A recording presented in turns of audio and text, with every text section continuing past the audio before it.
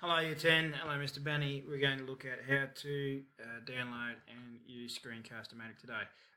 Basically, you're going into Google and you are just going to go for a Screencastomatic download free. Now, as always, when you're looking at this sort of stuff, you've got to read before you click.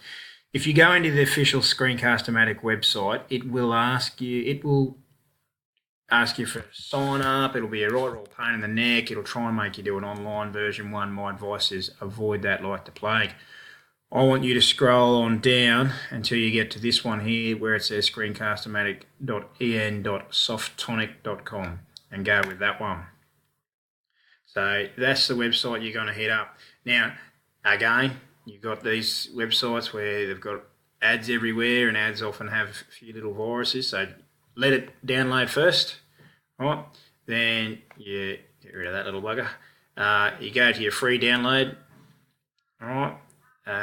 It'll get you here. Don't worry about any of this sort of rubbish, right? You're going to scroll down until you get to your alternative download.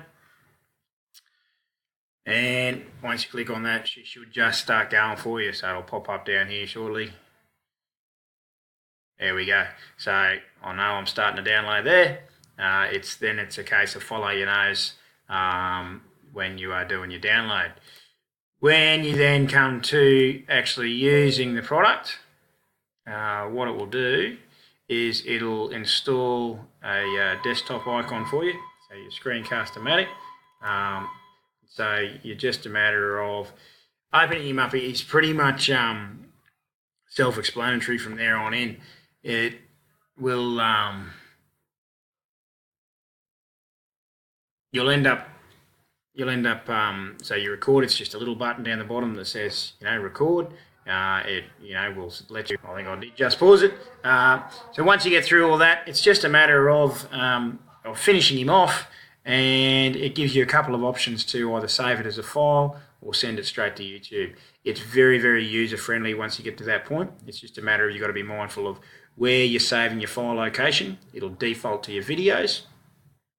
Mr Banney then wants you to transfer that over to your OneDrive so that he can have access to it. Good luck.